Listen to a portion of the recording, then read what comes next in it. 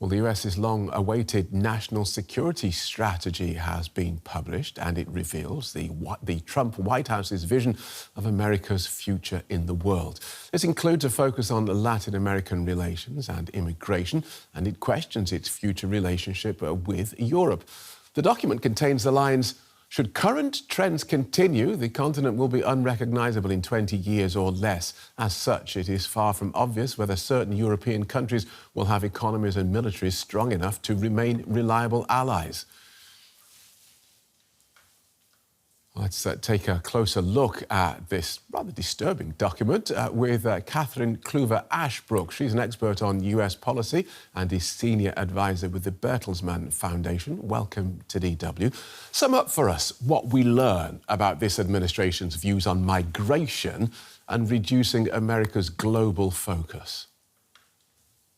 Well, great to be with you, Phil. I think this strategy really highlights just how this president and this administration sees the world. It's interesting that it makes real some of the things that we have been seeing over the last couple of weeks. You just reported on another strike on a boat outside the Caribbean, the coast of Venezuela, off the Caribbean coast, in that it makes the Western Hemisphere a focus for the United States. And that includes the migration piece, the idea that you have to secure the homeland from unregulated migration, that's a key national security issue, is truly a first for an American national security strategy in the modern era.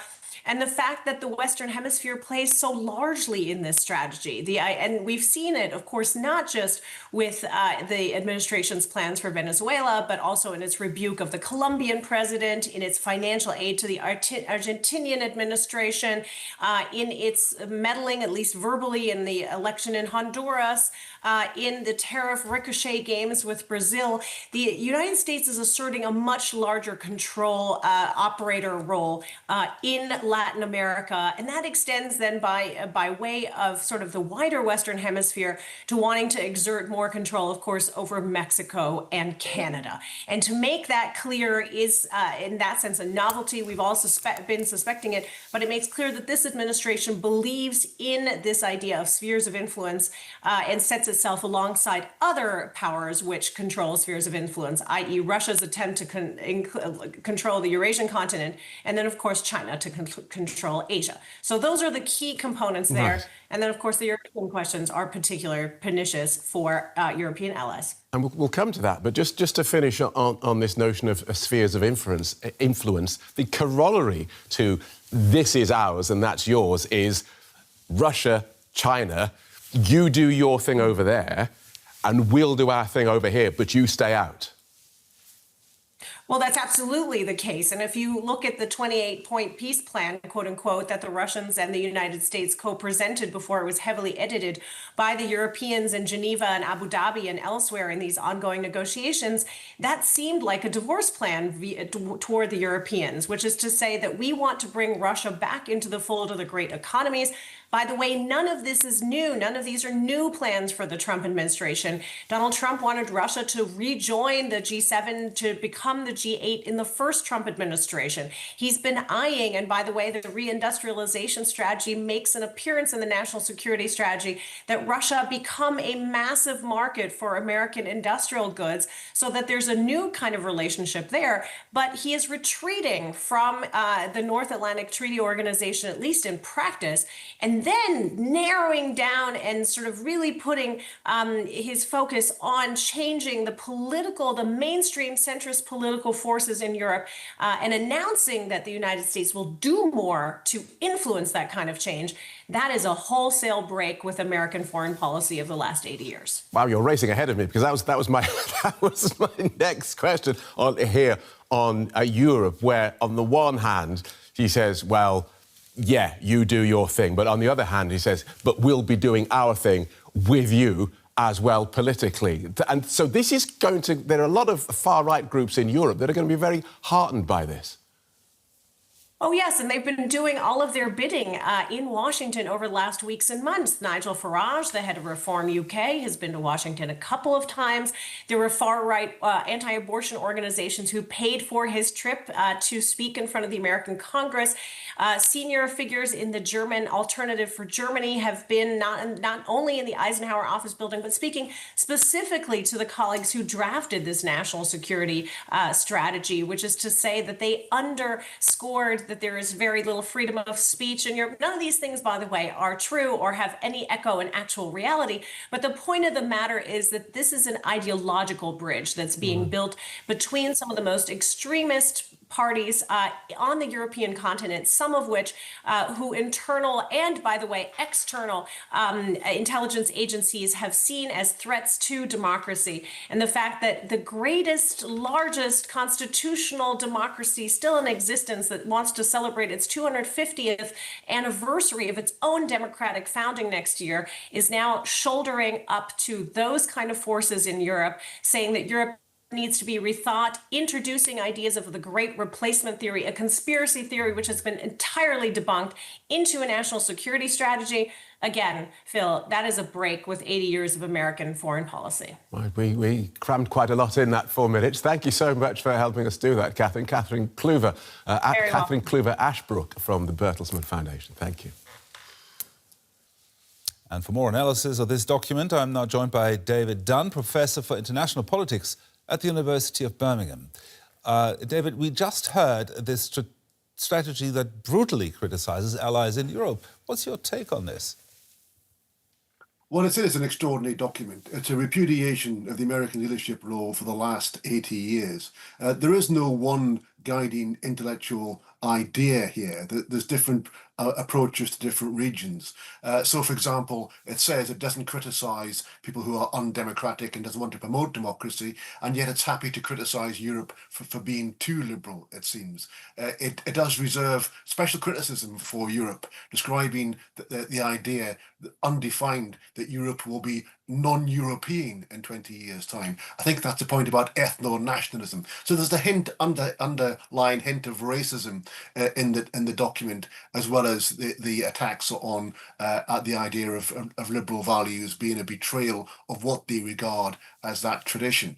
But it's also one document that talks about sort of a reinvention of the Monroe Doctrine, the Trump corollary in Latin America, where it says that America reserves the right to interfere in the politics of South America in the pursuit of policies on drugs, on migration, or foreign interference. So there's a lack of intellectual coherence. If it was a student essay, I'd give it a D-, I think. And it's extraordinary in the way in which it cherry picks different ideas for different parts of the world. Now, in a first reaction, Johann Wadefuhl, the German foreign minister, said that Germany doesn't need any outside advice. Is this the end of the traditionally good transatlantic relationship?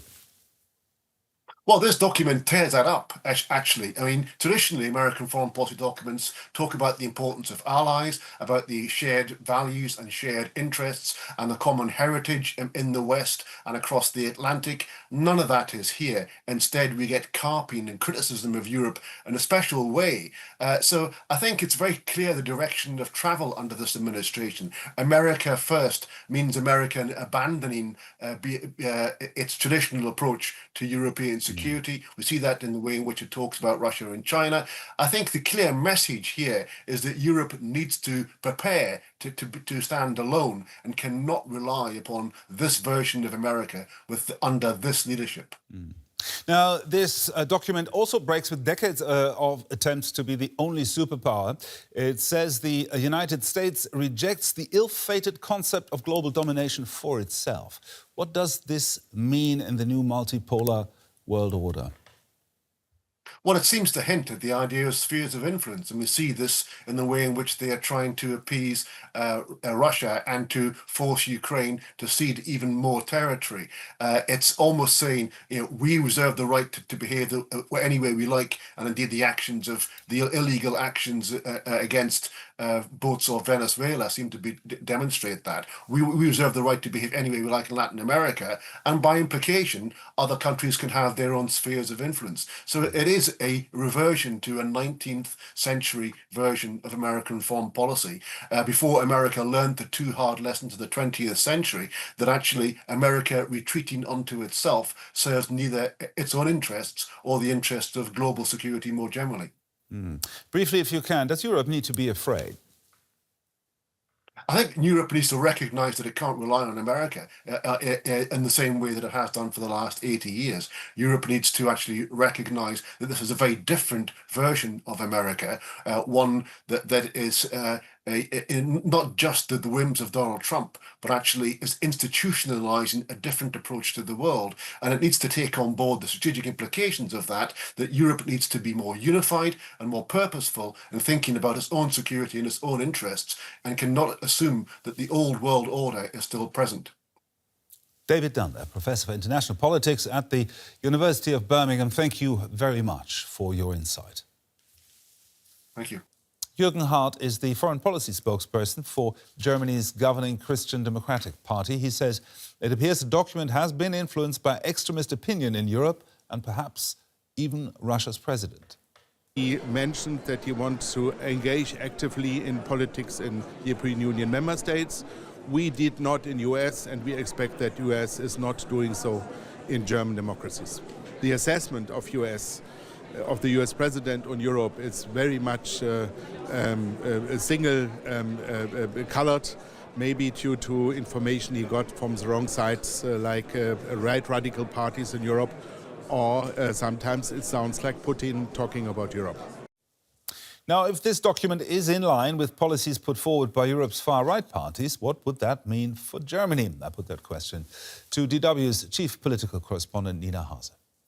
Well, I mean, that is the point that people like Jürgen Hart rejected the most strongly when I spoke to them today. None of them were informed about the strategy. They all found out via the press, essentially. So that is already in itself a sign of just how tense the situation is, that the US doesn't appear to be contacting one of its closest ally, Germany, in these matters anymore. But of course, it also now, this document means that we've got in black and white now from the US president himself in writing what members of this administration have been telling Europe for months now. Actually, since the administration got into power, J.D. Vance has said it, Marco Rubio, the State Secretary and the State Department, that allegedly Europe is on a dangerous path, that freedom of speech is allegedly under threat here, that European nations have to become more patriotic, and essentially lots of references where it becomes clear that the US administration has a very different idea of what democratic pillars really are to what the centrist democratic parties here believe. If you just want to take a quote, Gerhard, Europe is allegedly on a path that will over time make, and I quote from the document, certain NATO members become majority non-Europeans. I mean, that is a clear hint towards the criticism of the US of the migration policies, and that is the same rhetoric as it comes from the far-right AfD party here. How do you think this will this affect Germany's relations with the United States? Well, this is something that definitely is being heard and seen by members of the government, but also members of parliament, who have to adjust their strategy on a day-to-day basis. They say the biggest challenge is the unpredictability of the Trump administration. Just take the area of security and defense policy and foreign policy. I've spoken to members of parliament who say essentially it's two handfuls of people in the US administration that deal with foreign policy issues on the US administration side. And they're always the same people who on one day cover Israel and Gaza, and the next day they're responsible for Donald Trump's policies when it comes to Ukraine and Russia. And it's really just a question of whether they have time to deal with one topic. So it's very unpredictable, but they insist that they need to keep up those ties. They need the US US as an ally and a friend, and so far nobody is calling that into question.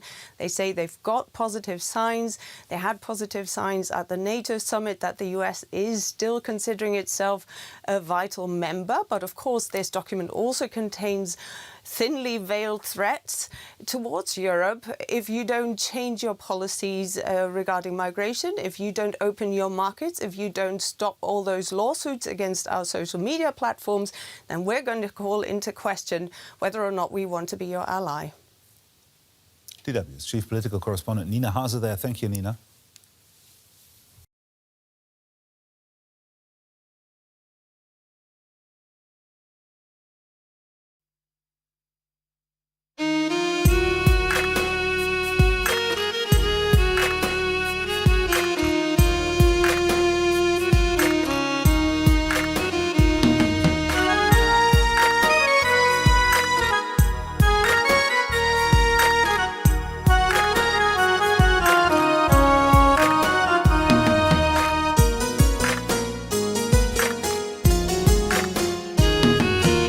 পাগলি রে তুই প্রেম শিখাইয়া পাগল বানাইলি দেহ থইয়া কেন রে তুই মনটা পোড়াইলি পাগলি রে তুই প্রেম শিখাইয়া পাগল বানাইলি দেহ থইয়া কেন রে তুই মনটা পোড়াইলি এখন আমার মনটা পুরে কয়লা হয়েছে জানি না রে কাহার প্রেমে মুগ্ধ রয়েছি পাগলি রে তুই প্রেম শিখাইয়া পাগল বানাইলি দেহ তুইয়া কেন রে তুই মনটা পোড়াইলি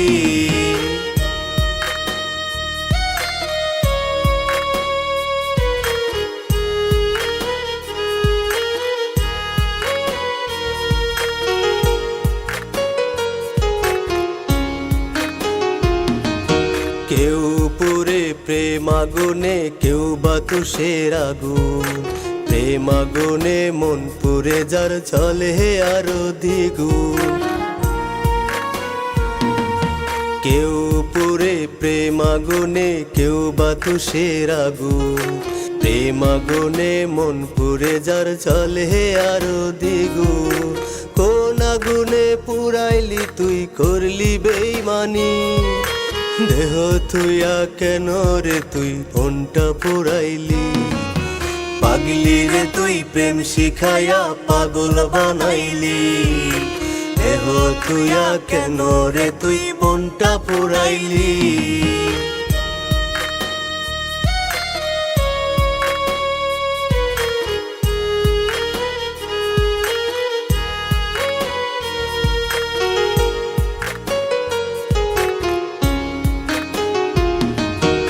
প্রেমের আগুন যার অন্তরে সেই জানে তার ব্যথা পাগল হইয়া পাগল বেশে কয় যে প্রেমের কথা প্রেমের আগুন যার অন্তরে সেই জানে তার ব্যথা পাগল হইয়া পাগল বেশে কয় যে প্রেমের কথা সেই অন্তরে আঘাত দিবি আগে বুঝিনি দেহ তুইয়া কেন রে তুই মনটা পোড়াইলি পাগলি রে তুই প্রেম শিখাইয়া পাগল বানাইলি দেহ তুইয়া কেন রে তুই মনটা পোড়াইলি হা হা হা